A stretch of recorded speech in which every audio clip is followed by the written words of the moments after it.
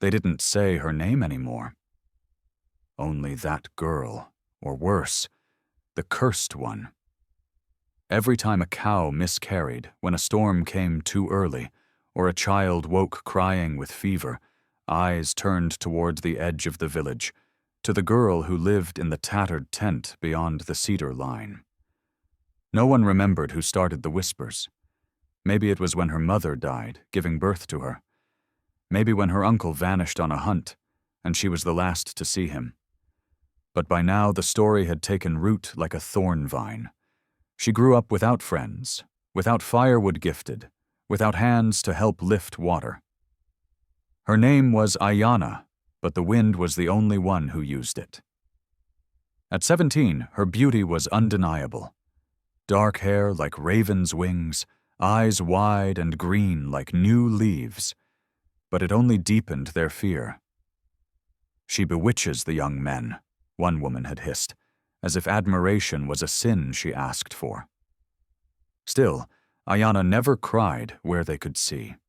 She learned the medicine of silence, fed squirrels in the woods, and carved shapes in the dirt with a stick when loneliness grew heavy. It was during one of those moments, crouched by the river tracing spirals into the mud, that a pair of moccasins stopped behind her. She didn't look up. No one ever came close unless it was to throw stones or mutter warnings, but the voice that spoke wasn't cruel. It was curious. "Why did they say you bring storms?" She turned, startled, meeting the gaze of a boy she'd never seen before. Younger than the elders, but older than the reckless boys who dared each other to call her names. His face was open, kind, and unafraid. "Who are you?" she asked. He smiled slightly, kneeling beside her. "Tasunka," he said. "I came with my uncle from the northern valley." She narrowed her eyes. "Then go back before they poison you too." He didn't move. "I dreamed of a girl drawing spirals in the earth. They told me it was a bad omen. But I think dreams don't lie." That was the first time she forgot she was hated. If only for a moment. They sat at the edge of the fire that night, Aiyana further back in the shadows as always, and Tasunka in the circle of light, yet glancing toward her often. The elders spoke of hunting routes, trade paths, and omens in the sky, but his eyes wandered. She hadn't come to listen. She only came for warmth, sitting on the outer rim where even the heat barely reached. The others shifted uneasily whenever she moved, some pretending she wasn't there, others watching her as if she might erupt into flame. But Tasunka didn't flinch. When his uncle scolded him later, "Do not look at her like that, you'll bring her eyes into your sleep," he only replied, "They're already there." The next night, he brought an extra blanket and left it where she sat. She didn't say thank you. The next, a carved cedar pendant in the shape of a hawk. She didn't wear it. But when the rains came and her tent leaked, and the wind howled through the trees like spirits mourning, it was Tasunka who brought the hide patch and needle. He didn't ask to come in. He just waited in the storm until she took them from his hand. "Why are you doing this?" she asked quietly through the curtain. "You don't even know me." "I know enough," he said. "You braid feathers into fallen trees. You never kill spiders, even when they crawl into your food. You hum to the moon like someone's listening." She fell silent, heart twisting at how closely he'd watched. He saw her, not just the curse they named. And that frightened her more than the hatred ever had, because it meant she could be real again. That night, as the fire circle glowed and chants rose to the stars, Tasunka sat beside her instead of with the others. No one spoke to them. No one had to. But one boy nudged his brother and whispered, "Look." The cursed girl has caught another. Aiyana heard it. So did Tasunka. And before she could shrink away, before the shame curled into her chest, he took her hand. Not secretly, not shyly, openly. Let them talk, he murmured. They fear what they don't understand. But I don't. She didn't pull away. For the first time in years, she didn't feel like ash beside a flame. She felt like something worth burning for. They said the woods behind the ridge were cursed long before Aiyana was born. But she went there often, drawn by a pull she couldn't name. The moss there glowed faintly at dusk, and trees creaked like they remembered things. It was the only place where the silence didn't feel empty. That evening, she sat beneath the twisted juniper, clutching the hawk pendant Tasunka had carved, though she still hadn't worn it. She wasn't sure why. Maybe because part of her still believed what the others said, that her presence turned things bad. The deer limped when she passed. Fire would refuse to burn if she gathered it. Crops yellowed after she walked too close. These things couldn't all be lies. Could they? She whispered her thoughts into the soil like confessions, letting the dirt take them. But that night, she wasn't alone. Footsteps, not Tasunka's. He moved like breeze on water. This was heavier, measured. She stood quickly, heart hammering. From the trees stepped old Matao, the tribe's spirit teller. His eyes were milk white now, but she knew he saw more than anyone. "You've been walking the dreaming paths," he said. She opened her mouth, but no sound came. "The trees know your blood," he continued, "and the stones remember your name." He crouched before her, his bones creaking like ice. "Your mother had the gift. She walked with shadows and stars." Aiyana's chest tightened. No one spoke of her mother, except to curse her death. Matao reached out and traced the air near her heart. "You see things others fear. That's not a curse, child. It's a mirror. They fear what they are not ready to face." She felt tears arising, but didn't let them fall. "Then why do I bring pain?" she asked. Matao's breath was slow. "Sometimes light looks like fire before they understand it's meant to warm, not burn." With that, he pressed a smooth stone into her palm. It was etched with a spiral, the same shape she always traced unconsciously. "This is not your shame," he said. "It's your calling." When he vanished into the trees, the wind picked up. Leaves danced around her feet. She looked down at the stone, and then to the pendant in her other hand. The woods had never felt so alive. And for the first time, neither had she. It began with the chickens, 2 found dead, their eyes clouded white, wings splayed like they'd been dropped from the sky. Then came the fever that struck the chief's youngest son, leaving him raving through the night about shadows with green eyes. And just like that, the whispers returned. Louder this time, sharper, hungry for someone to blame. Aiyana. She hadn't left her tent in 2 days, still clutching the stone Matao gave her, tracing the spiral until her fingers ached. But that morning, when she stepped out to gather water, a ring of villagers waited. No words, just pointed fingers and fearful glares. The medicine woman, Wichapi, stepped forward, holding a bundle of sage and coals. "We will perform the trial of smoke," she declared. "If the spirits speak against her, the truth will rise in the flame." Aiyana wanted to run, but something in her heart, maybe Matao's voice echoing still, held her still.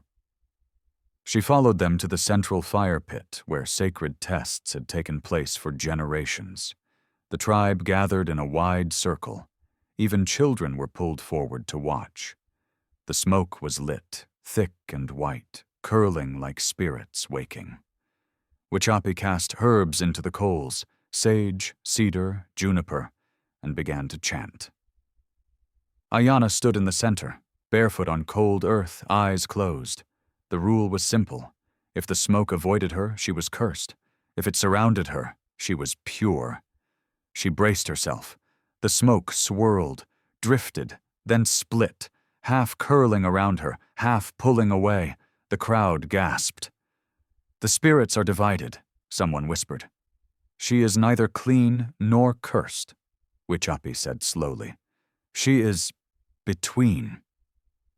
Murmurs spread like fire through dry grass. Between was worse than cursed. It meant unknown. It meant uncontrollable. Aiyana opened her eyes and saw fear twisting into hatred. Then Tasunka stepped into the ring. He didn't ask permission. He didn't hesitate. "Or maybe," he said, voice ringing over them all, "the spirits aren't confused. Maybe they see what we cannot." He reached for her hand, this time not for comfort, but for recognition. "You judge her with fear, but I've seen her with wonder." The elders barked orders. "Take him away," someone cried, but Aiyana gripped his hand tighter. She would not be erased today. Not by smoke, not by silence. They didn't call it exile, but everyone knew that's what it was. "For her safety," the elders said, "until balance is restored."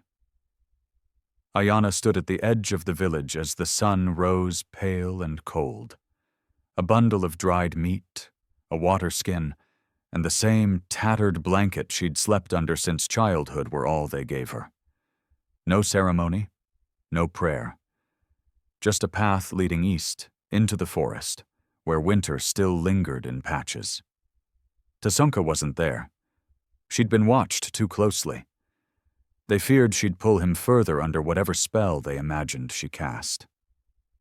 As she took her first steps into the trees, her feet trembled, but her face did not. She had cried enough tears in her life. Today she walked without them. Deeper into the forest, the wind hummed through the branches like old voices. She followed no trail, only instinct, guided by the spiral stone clutched in her hand. It grew warm against her skin, though no sun touched her yet. By nightfall, her limbs ached, and the silence grew heavier. She found a hollow between two stones where moss grew thick and laid there, staring at the stars through thin branches. "Is this what my mother saw?" she whispered to the dark. "Is this what made her different?" The fire she lit barely held. Her breath clouded in front of her. Then a sound, soft, like hooves. She tensed. But it was Tasunka, stepping from the dark, a satchel over his shoulder, and a fierce defiance in his eyes. "They'll come for you," she warned. "Then let them," he said. "I won't watch you be thrown to the wild while they sleep soundly in fear." She looked away. "You don't owe me this." "I'm not here because I owe," he said quietly. "I'm here because I believe." He set down the satchel. Inside were blankets, flint, dried berries, and something wrapped in hide, her pendant, the one she left behind. "You forgot this," he said. She took it slowly, then met his eyes. "They cast me out like a shadow," she murmured. "Then let's show them shadows can guide the lost," he replied. Together they built a fire that night, not to survive, but to reclaim warmth. Aiyana slept, not peacefully, but without fear. And in her dream, her mother smiled from the edge of a stream, whispering, "It begins here." The fire cracked low, throwing amber light across Tasunka's face as he slept beside her, close enough to share warmth, far enough to respect the silence that wrapped around her like a second skin. Aiyana didn't sleep that night, not because of fear, but because something in the woods called to her, not with sound, but memory. She closed her eyes only briefly, but when she did, the world shifted. She was no longer in the hollow between the stones. She stood in a circle of towering pines, their trunks pulsing faintly with light. The sky above swirled like water, deep blue with glimmers like stars and eyes all at once. And in the center, a river that whispered, not with water, but with voices. One voice rose clearer than the rest, her mother's. "He is not here by chance," it said. He carries the other half of your fire." Aiyana stepped forward, and as she did, Tasunka appeared in the dream, barefoot, shirtless, marked with ochre and feathers. But his eyes were closed, as if he didn't yet see the path beneath him. "You were born of shadow," her mother's voice echoed, "but not to bring fear, to guide. You are not cursed, Aiyana. You are the one who remembers." She reached out to touch his shoulder. As her fingers met his skin, light burst from the ground in spirals, spirals like the stone she carried. He opened his eyes. "I've seen this place," he whispered. "Since I was a child." She gasped. "This is your dream too?" "It always ended before I could see the face," he said, stepping closer. "Now I see you." They stood in silence, the wind of the dream brushing past like breath.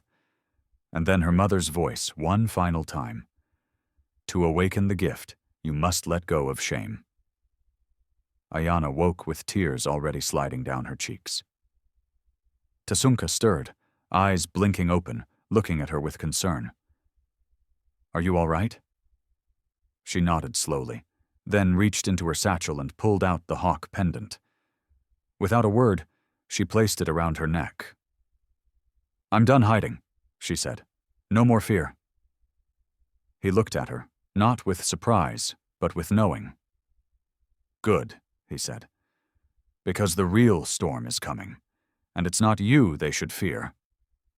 In the distance, a howl rose, a warning or a challenge. Either way, they were no longer running. The storm didn't come with thunder. It came with boots and voices, snapping twigs and brittle tempers.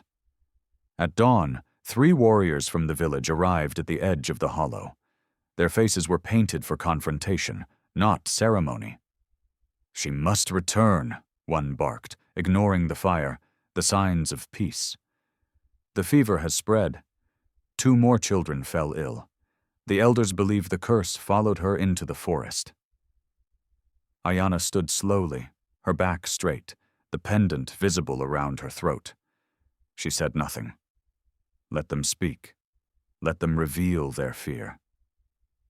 Tasunka stepped forward. "She brought no illness. You fear what you refuse to understand. You exile your own to chase shadows." The tallest warrior snarled. "You've been poisoned by her lies." But Aiyana raised a hand, not to silence Tasunka, but to steady the moment. "I've had dreams," she said, calm and low. "And in them, the sickness isn't from me. It's from the well. The water flows from dead roots, roots rotting beneath the old burial ground." The men scoffed, but one, younger and less hardened, blinked. "How would you know that?" "Because I listened," she said. "Because I saw what no one else would see."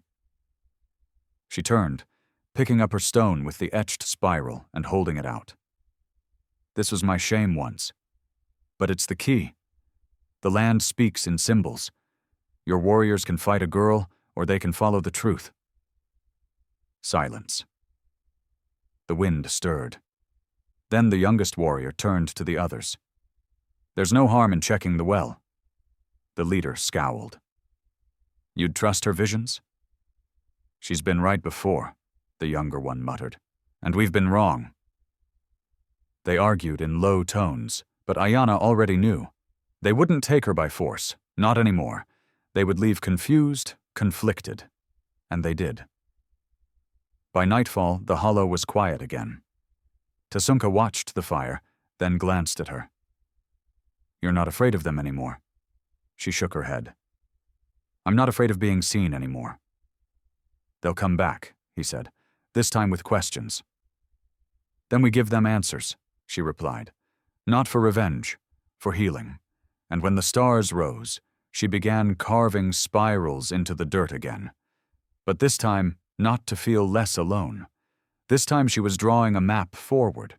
They arrived 3 days later, not in anger, but in desperation. The young warrior who'd doubted his own orders led them back to the hollow, his face pale, his voice cracked.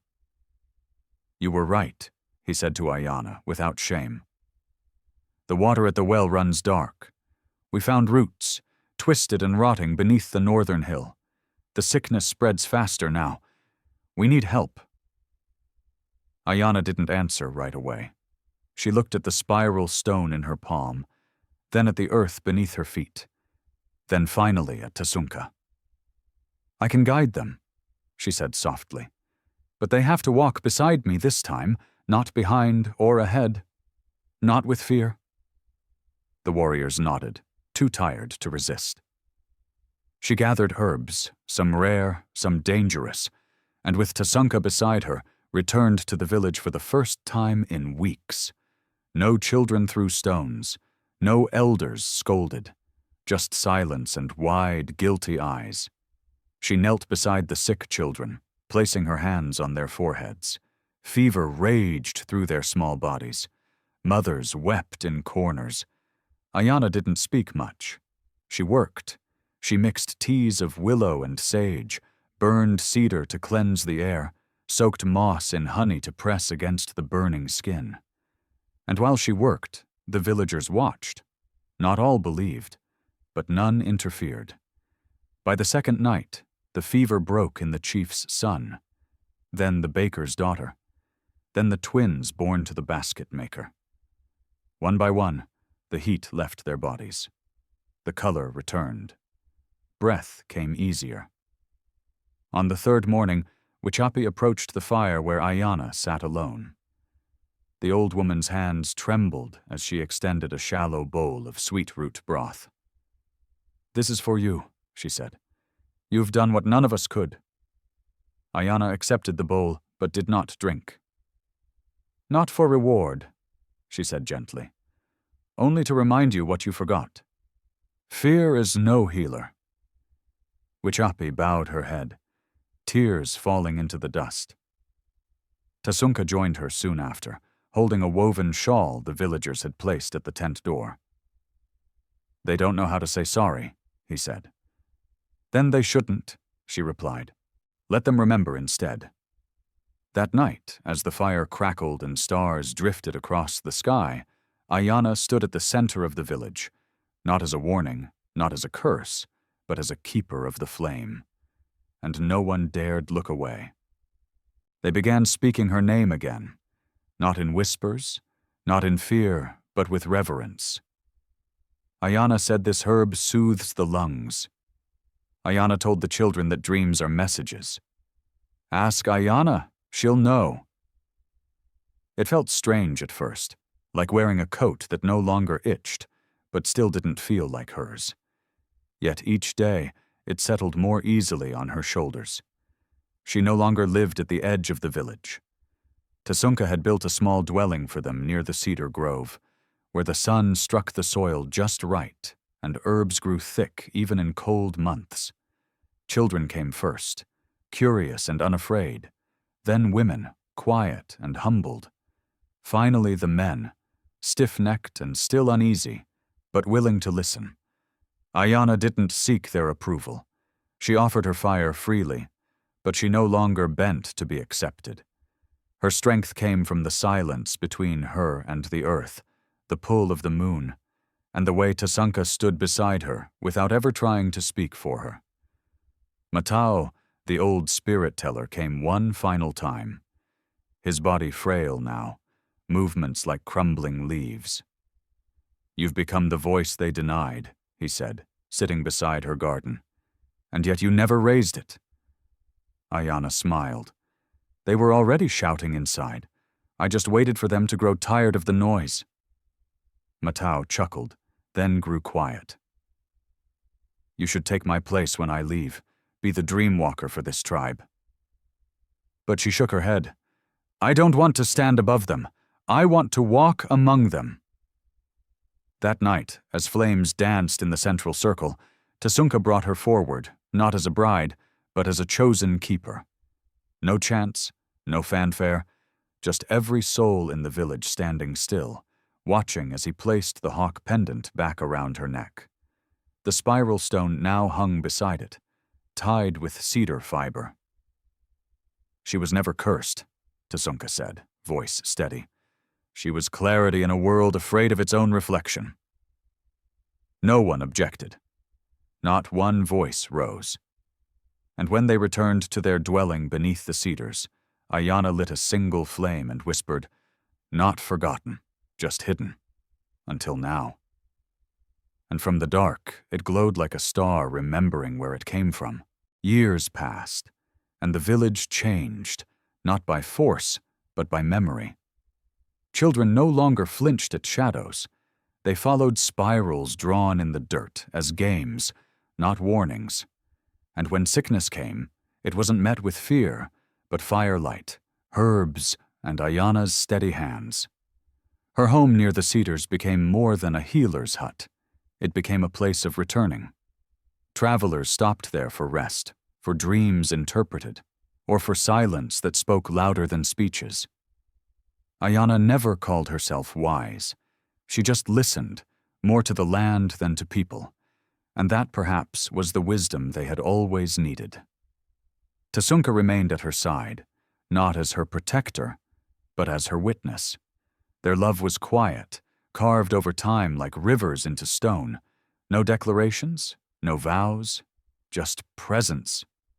Sometimes he'd look at her with the same awe as that first day by the river, and she'd shake her head, laughing, "I'm not magic." "No," he'd reply, "you're something older." When their first child was born, the villagers left small gifts of feathers and beads at the door, not out of tradition, but out of hope.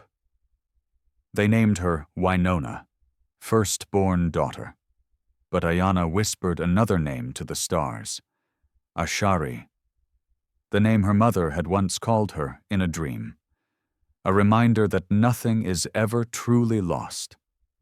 Matau passed quietly one winter, and the village held their first fire in his honor. Aiyana didn't take his title, but she did take his place by the flames, not seated above, but kneeling beside those who still feared their own shadows. And as time stretched forward, her name faded from gossip and rose into story.